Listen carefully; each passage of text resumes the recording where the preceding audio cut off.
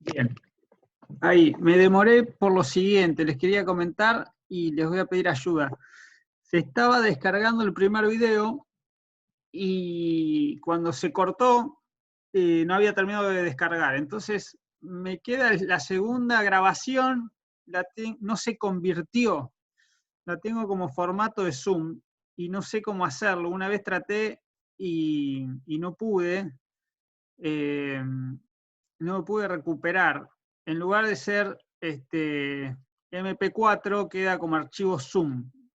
Y dice hacer doble clic para convertir. Si alguien sabe cómo se hace esto, me dará una ayuda para no perder la grabación. O si no, consultaré por algún lado. Porque la tengo ahí, pero no quiero perder el archivo. Bien. ¿Estamos? ¿Me escuchan? Sí. Bien, nos habíamos quedado con la última pregunta de, a ver que vuelvo, lo tengo por acá, del último trabajo sobre el seminario, que era, podría ser un caso que revele el rol institucional de la Corte. Ahí tenemos que repasar un poco la teoría y tener en claro lo siguiente.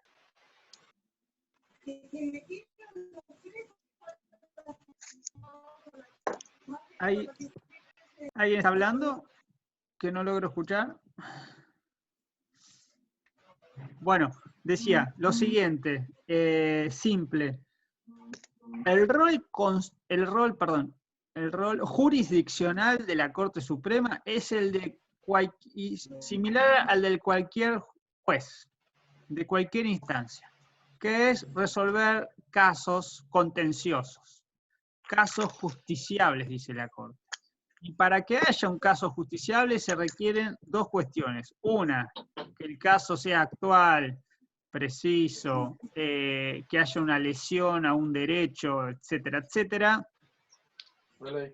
Que haya dos partes controvertidas, todo lo que ya sabemos. Y después que quien lleve adelante ese caso a la justicia esté legitimado para hacerlo. Son los dos requisitos de la Ley 27.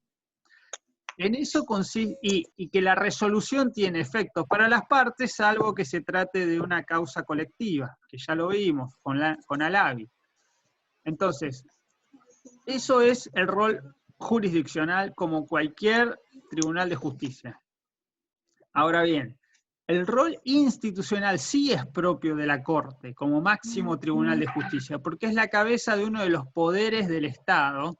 Ya dijimos que el poder es uno solo, pero que la Constitución lo divide en tres cuerpos, y que esos poderes del Estado tienen roles que van más allá de la función específica, que es representar al país y tener relación con los otros poderes. Entonces, uno podría traducir este fallo de la Corte de la siguiente manera. Digo, es una interpretación, de la siguiente manera. Deja de lado el rol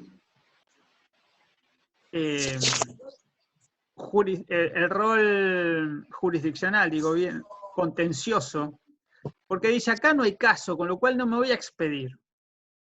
No hay caso justiciable, y si hubiera querido seguir, podría haber dicho, tampoco hay legitimación de la actora, pero ahí no se mete, no necesita meterse, porque ya si no hay caso no me voy a meter en la legitimación. Pero podría haber dicho, no se cumplen los dos requisitos. Ahora, resuelve la Corte por la cuestión institucional, o sea, más poniéndose en cabeza del Poder Judicial frente al funcionamiento del otro poder que resolviendo un caso contencioso. Entonces, ejerce en plenitud su rol institucional, asume su responsabilidad en un momento crítico, excepcional, y para garantizar el pleno funcionamiento de los tres poderes, y esa es la razón de ser por la cual hay una resolución. Pero no tendríamos que entender esta resolución como jurisdiccional, sino como contencioso jurisdiccional, sino como institucional, como poder del Estado. Me parece que esa es la clave de este fallo. No lo dice así tan abiertamente la Corte, pero uno lo podría decodificar. Lo importante es que podamos distinguir los dos roles. El institucional, que tiene que ver con ser un poder del Estado, representar al país, representa al gobierno federal. Cuando uno habla de gobierno federal son los tres poderes.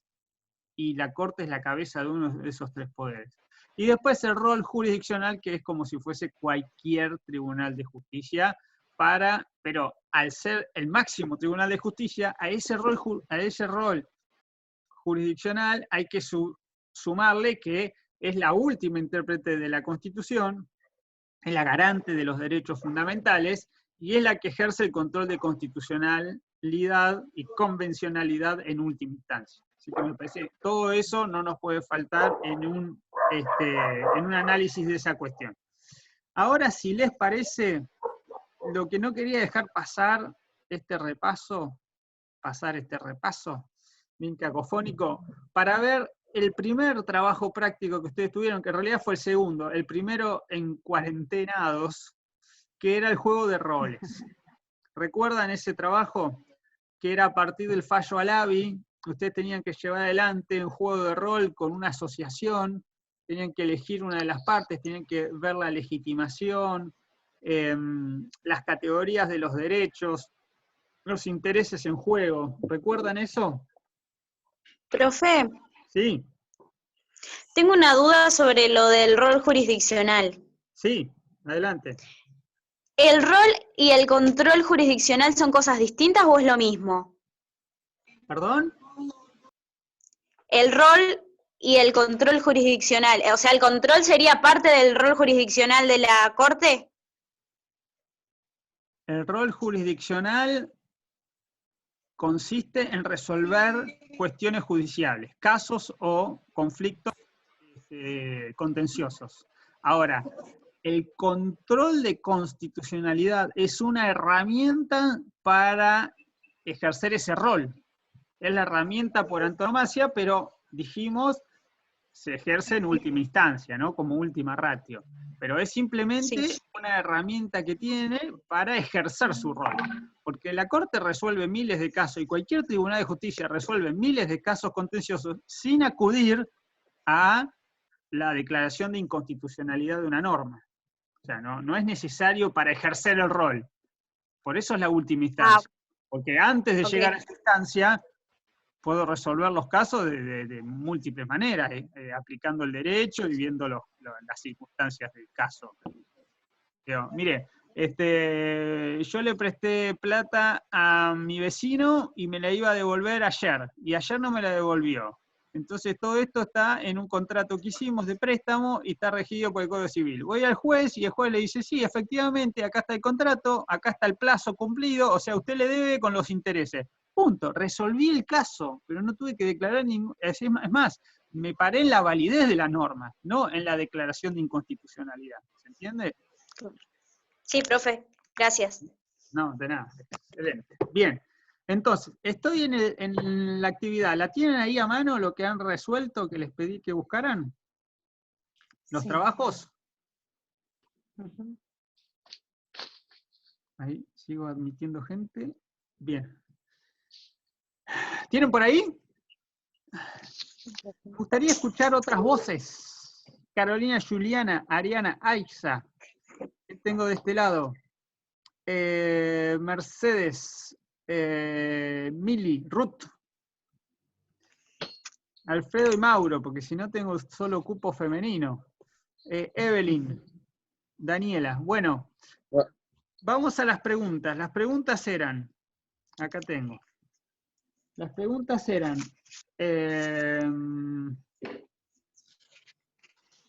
analizar la legitimación de los actores. Los actores eran una asociación, el señor López, que está enfermo, y la asociación que inician una acción de amparo contra la medicina prepaga. ¿Recuerdan eso? Ese es el primero.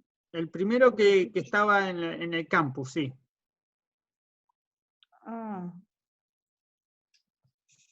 Actividad número 2 busca. Bien.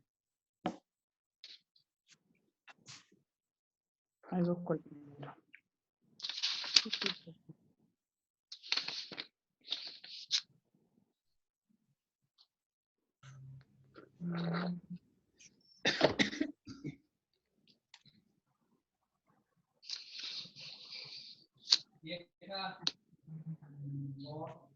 Bien, la legitimación de los actores. El señor López es enfermo.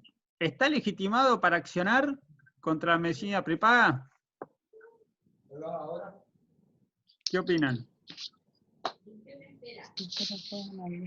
Voy a poner el chat, pueden escribir por el chat también, por el grupo. Realmente para plantear. Negro Canuero. Yo puse que sí, profesor. Bien, ¿por qué?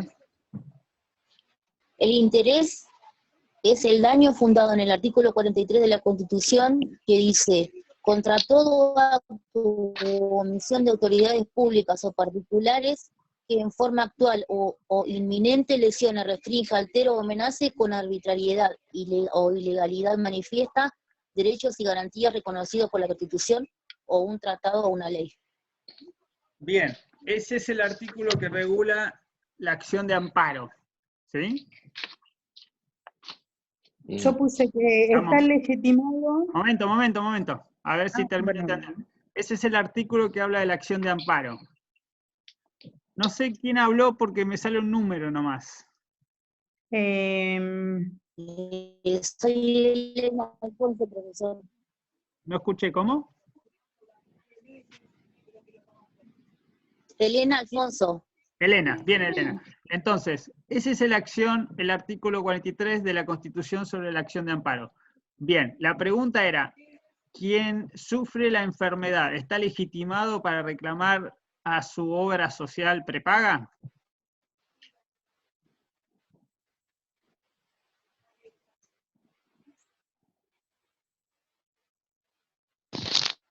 La pregunta es para esta, ¿no es cierto?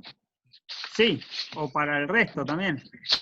Ah, sí, está legitimado porque Sí, ¿Por qué?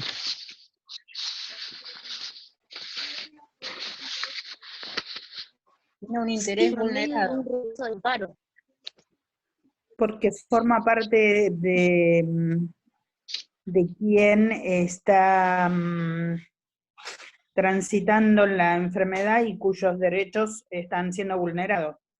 Bien, ¿y en qué categoría entraría dentro del artículo 43? Individuales, derechos individuales. Derecho individual es el titular, pone Aixa muy bien, y la categoría del artículo 43 es el afectado. Sería titular de un derecho lesionado, entonces entra en la categoría de afectado. Es el titular de la afectación de un derecho. Entonces, esa es la legitimación que tiene este señor que se llamaba, esperen que vuelvo al trabajo, se llamaba el señor López. Entonces, el señor López, ¿está legitimado? Sí, ahí no tenemos mayor problema. Tiene que acreditar la enfermedad, ¿no? Que padece esa enfermedad de apnea. Tendrá que acreditarlo con alguna prueba, algún estudio médico. Pero una vez que lo haga, ahí no tenemos problema, porque está legitimado en el artículo 43. La pregunta es la asociación, ¿sí? X, Y, Z. ¿Cómo sabemos si está legitimado o no para acompañarlo a él en este reclamo? Porque ya no sería un reclamo solo para él, sino para todos los representados por esa asociación.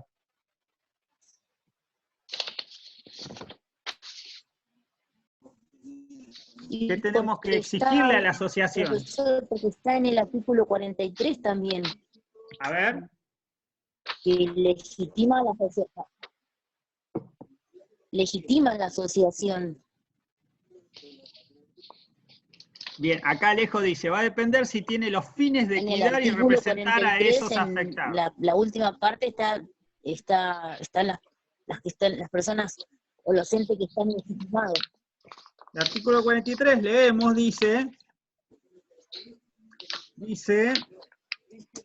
asociaciones que propendan a esos fines. Entonces hay que ver cuál es el fin de la asociación, la finalidad, para qué fue constituida. Si era para defender a los deportistas de élite, no puede ir a defender a los usuarios del sistema de salud, por ejemplo. Y después, registradas conforme la ley. Habrá que ver la ley de asociaciones, qué requisitos le piden y si los cumple o no los cumplen. Por ejemplo, que estén en un registro de comercio, o de asociaciones, o de fundaciones, que tengan los libros al día, que tengan las autoridades, que estén inscritas en la FIP, etcétera, etcétera. Y después dice que determinar los requisitos y forma de organización. O sea, yo tengo que ir a ver si esos requisitos los cumple o no, pero lo principal es la finalidad, ¿sí? Porque las asociaciones no están en el aire, tienen un fin específico. Bien, tienen que presentar documentación, dice Marcela, que cumpla con los requisitos de asociación registrada. Perfecto. Entonces, ahí tendríamos las dos legitimaciones. Y si yo ya tengo una asociación, lo que paso es de una acción individual a una acción colectiva. Eso es lo importante. ¿Y quién es el tercer legitimado para una acción colectiva? O de clase, o de intereses colectivos. Las asociaciones, el afectado y El defensor del pueblo. el defensor del pueblo. El defensor del pueblo, perfecto. Ahí tenemos a los tres. Sigo con el trabajo. Decía, analizar la legitimación de la parte actora es eso. Tienen que decidir si procede o no. Después, como se observa en el caso, los intereses involucrados son patrimoniales. Por ser intereses patrimoniales, ¿pueden ser incluidos dentro de los de incidencia colectiva referidos a intereses individuales homogéneos? ¿Qué piensan?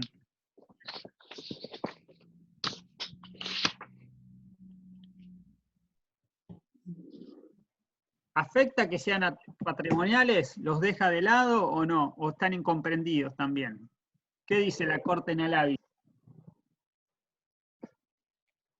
Están comprendidos. Son 3 categorías de Profesora, derecho. ¿cuál pregunta hizo? Estoy en el trabajo práctico. Sí, pero ¿cuál? La Pregunta. pregunta, un momento. Los Acá. intereses patrimoniales. La pregunta es la 2B. La 2B que es, como se observa en el caso, los intereses involucrados son patrimoniales. ¿Considera usted que esto es un impedimento para reclamar por derecho de incidencia colectiva referidos a los intereses individuales homogéneos? ¿Es un impedimento o no? Acá, alguien me dice no es un impedimento. Alejo dice no influye que sean patrimoniales. Bien, ¿y por qué no es impedimento y no influye? ¿Cuál es la razón?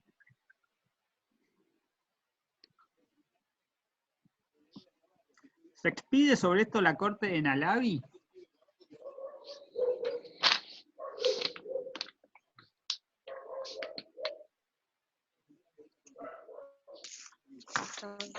Profe, en Alavi lo dice, no me acuerdo en qué considero.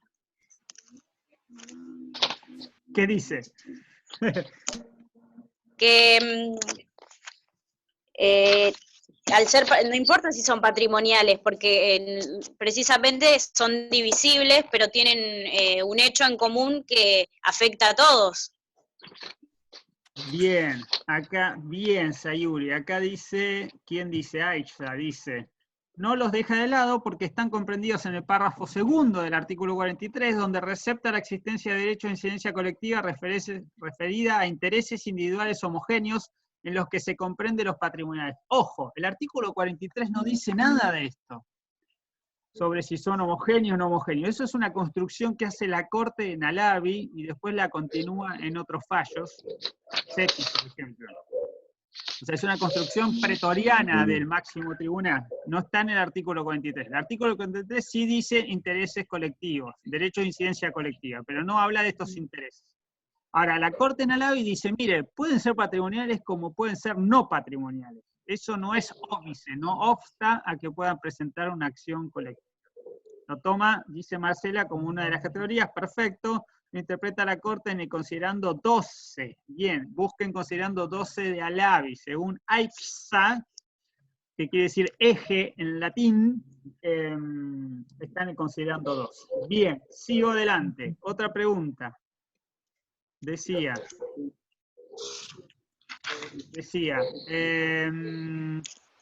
C. En cuanto a la vía escogida para reclamar el proceso ordinario, ¿considera que ello impide el tratamiento del caso colectivo por no tratarse de un amparo? El artículo 43 habla de amparo y de acciones colectivas. ¿Puedo presentar una acción colectiva por vía ordinaria? Es decir, no por una acción expedita, rápida, sino por una acción ordinaria. Quiere decir que yo voy a abrir a prueba, voy a dar traslado, voy a escuchar a las partes, va a demorar mucho más. ¿Puedo presentar una acción colectiva por vía ordinaria también? Sí, profe, si es más idónea que el amparo, sí, porque lo que explica el artículo 43 es que se utiliza solo si no hay un medio, si no hay antes un medio por el que se pueda presentar. Bien. ¿Qué más opinan?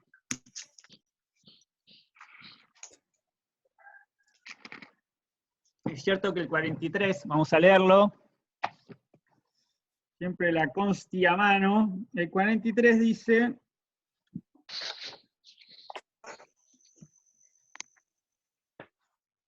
toda persona puede interponer acción expedita y rápida de amparo. ¿Expedita qué quiere decir? Rápida. Rápida. Sí, son sinónimos. Expedita y rápida de amparo, siempre que no exista otro medio judicial más idóneo. Entonces, si uno considera que la acción ordinaria, que no tiene tanta urgencia, puede presentar una acción de clase sin el amparo, que no fuera por vía del amparo. O sea que la respuesta ahí es afirmativa, no hay óbice. De hecho, el amparo tendría que ser como una excepcionalidad, ¿no? Porque no todas las acciones siempre son urgentes.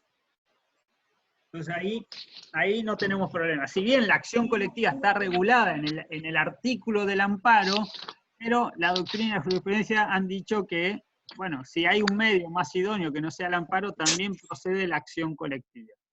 Bien, y la última pregunta dice: uno de los requisitos de ALABI es la necesidad de determinar la clase representada. ¿Considera usted que hay un hecho único que afecte homogéneamente a todos los representados? Esta era la otra pregunta, la 3, que se refería a, vamos a leerla: la Asociación Pro Consumidor inició una demanda contra 4 empresas y persigue la determinación del derecho debatido entre las partes. La actora sostiene que las empresas podrían haber estado cobrando un sobreprecio en el valor de la venta de las mercancías producidas en perjuicio de los consumidores.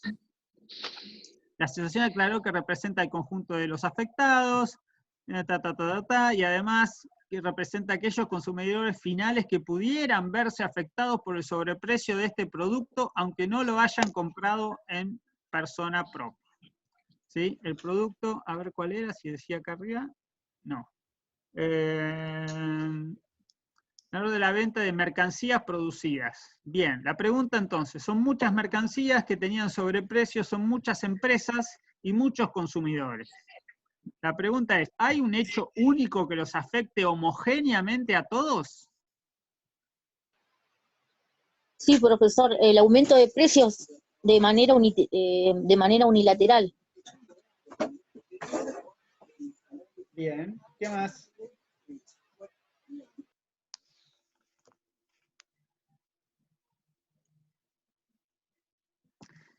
La pregunta sería: ¿el aumento de precios de manera unilateral por parte de las empresas obedece a un hecho único y homogéneo u obedece más bien a decisiones individuales de muchas empresas que por separado dijeron voy a aumentar el precio? ¿Hay forma de identificar un hecho único que afecte de manera homogénea, o son múltiples hechos que afectan de manera divergente a muchos consumidores? Porque hablamos de muchos productos, no de un único producto. No sé, hacer una acción de amparo por la leche Sancor de 1 litro 0 grasas que aumentó porque hicieron una decisión todos los productores tipo cártel o oligopolio y decidieron subir todos un 40% el precio de ese producto. Muchos votos diferentes. ¿Se entiende la diferencia? Para que sea una acción de clase por intereses homogéneos, tengo que identificar una única causa, un único hecho precedente y que los afecte a todos de la misma manera. ¿Recuerdan eso? Sí. Ahí se dice, debe determinar la clase afectada para determinar el alcance del agravio.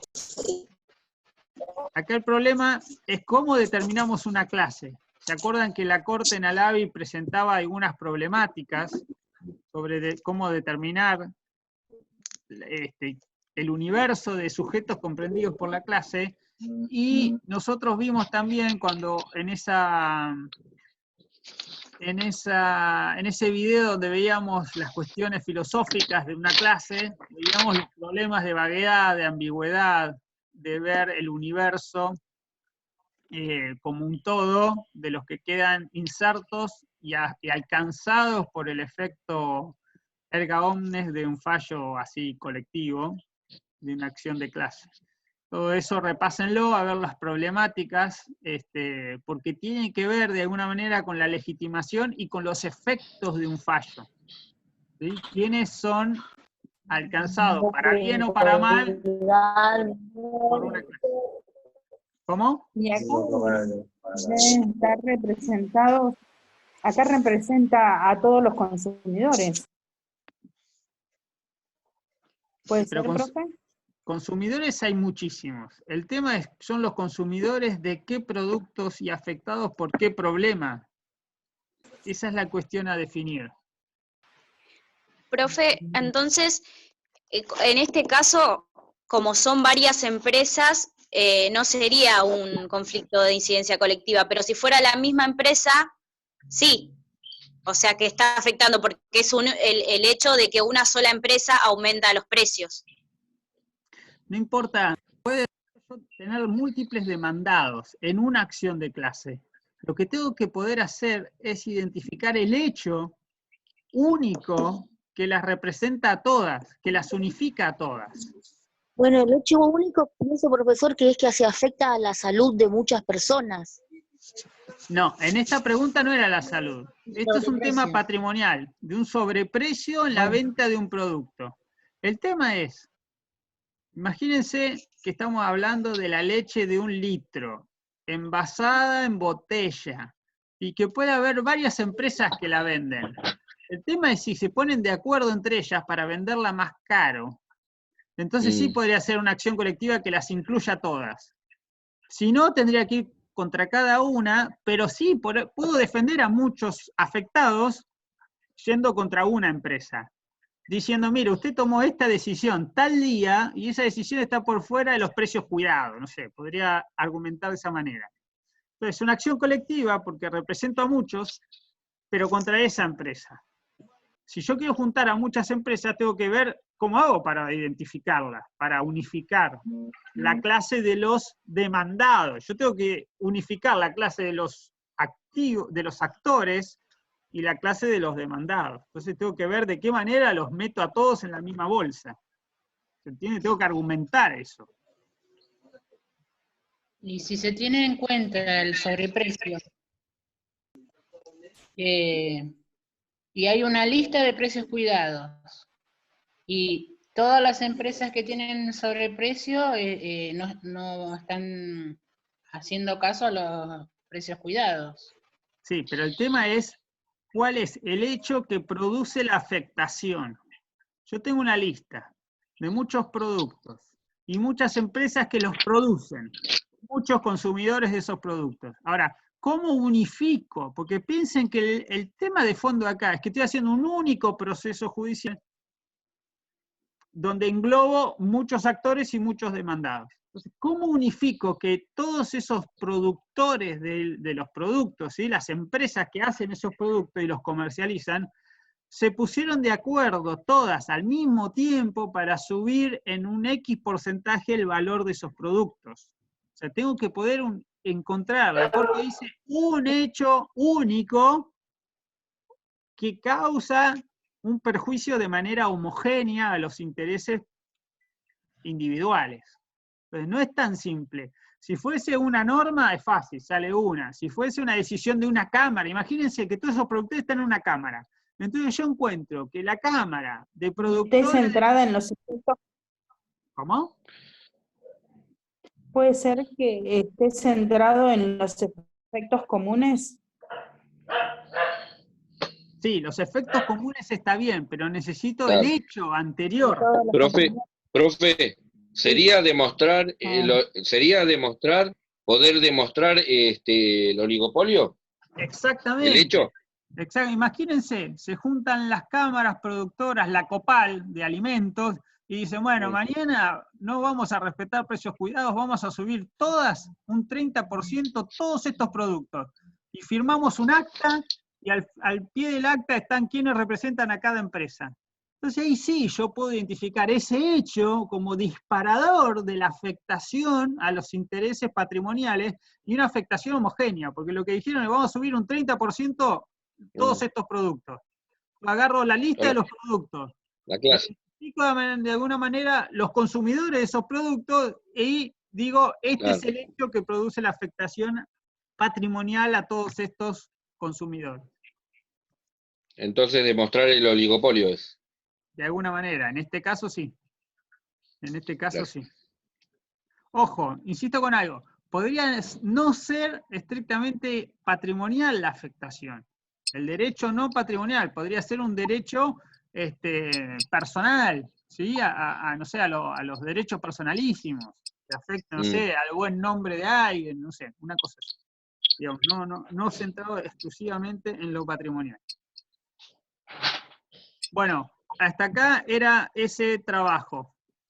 El último ya lo vimos hoy, y creo que con eso estaríamos. No sé si les queda alguna duda, alguna pregunta, alguna consulta. Con respecto al primer trabajo, profe, Sí.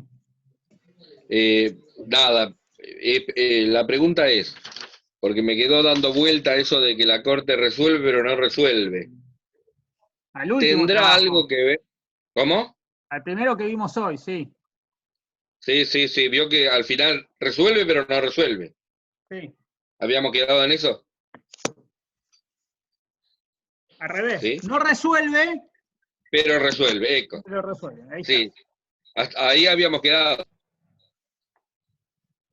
Sí, con todas ¿Sí? las aclaraciones y salvedades que hicimos, ¿no? Sí. La pregunta es, Pará, la Corte yo hace... diría así. Pará, yo diría así. No resuelve desde un rol jurisdiccional, porque dice que no hay caso, y si no hay caso no ejerce su rol jurisdiccional como corte de resolución de controversias, ¿sí? Como tribunal de resolución de controversias. No resuelve una controversia, porque dice acá no hay controversia, Sí. no hay caso. No hay, sí. Ahora, sí resuelve desde un rol institucional, porque entiende que la gravedad institucional del tema y el contexto anómalo extraordinario ameritan que se expida. Ahora, ¿se expide como un óbiter? Podría ser una respuesta. ¿Se expide desde el rol institucional? Podría ser otra respuesta. Bien. Ahora, ese tipo de resolución que toma, ¿no? Acá está la pregunta.